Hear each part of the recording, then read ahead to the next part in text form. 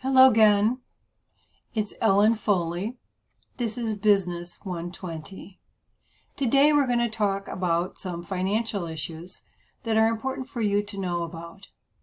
Some of you in this class may be interested in majoring in finance and accounting.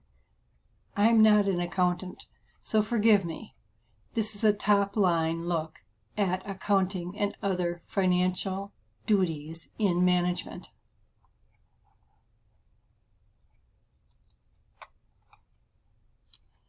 So accounting is the action or process of keeping financial accounts. When I was an executive, my practice was to have an accountant at my elbow at all times.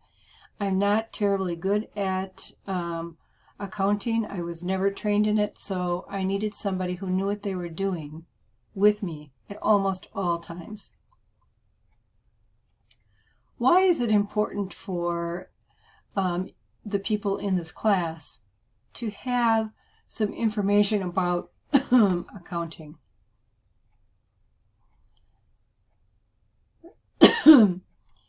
Accounting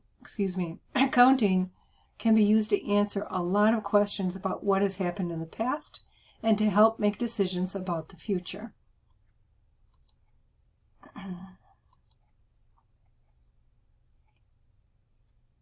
Audits are an important concept to understand, particularly after we saw the issues with Enron and Sarbanes-Oxley.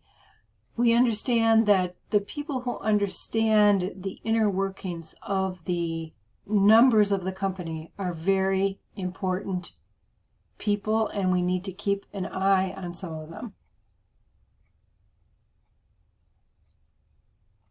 As this final bullet point says, an audit does not guarantee that the company has not cooked the books. It does imply that the company has followed general accepted accounting principles. Corporate accounting issues have forced many investors, lenders, suppliers, and regulators to question motives behind accounting practices.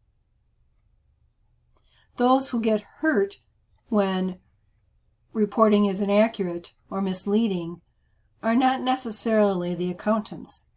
As we saw in Enron, it's the employees who lose their jobs or their pensions, investors, lenders, and suppliers.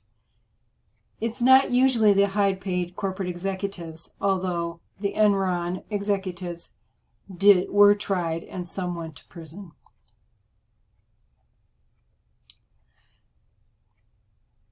When you get into a corporate position, you'll hear lots of people talking about the balance sheet. Here's the definition of it. It's very important for you to learn, once you get to that job, how to read a balance sheet. I'm not going to go over that here today. It's in your book if you'd like to learn now. But it's basically money in and money out. And you need to understand how it's accounted for so that you can understand how your efforts are either helping money come in or money go out. The income statement is also an extremely important document, and it summarizes the revenues and expenses of the company. This seems rather cut and dry to me, but the book will go into it in detail for those of you who need to know more. Here's an example of a personal income statement. I, of course, have one for my business, and recently I applied for a mortgage rate that's much lower than the one I have now, and I had to supply these for 2 years to my banker. So it's a nice skill to have.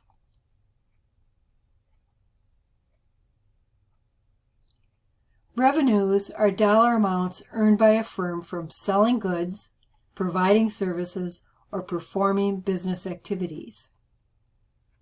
you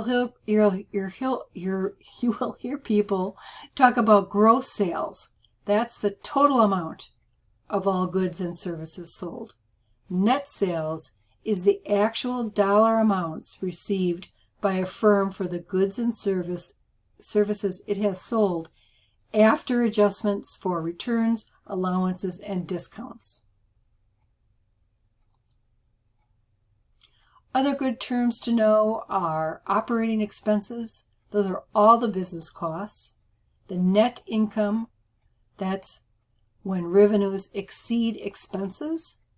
And the net loss, when expenses exceed revenues. I didn't understand until, about 10 years ago that companies actually borrowed money during the year to keep their businesses going because of an issue called cash flow. In the businesses I had worked for earlier in my career, there was so much cash flow that they didn't need to take out loans. But once we got to the 2000s, it's a common practice that companies will take a temporary loan in order to make it through the year because cash flows in and it flows out. And sometimes those lines cross, as you can see in this chart. This is a tricky statement, and it is something that you will be tested on. High-risk decisions in business should generate higher financial returns. You need to think about this for a minute. But the more money you put out in a risk that works out, the more money you will bring in to your business. Now that's a dicey equation, isn't it? Because many of us are conservative with our money. However, you're never going to get rich if you are conservative with your decisions. You need to know when it's time to take a high risk and when it's time to remain conservative.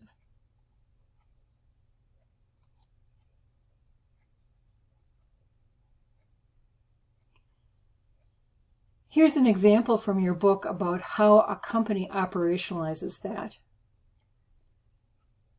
At this company, everyone was very excited about investing in solar technology.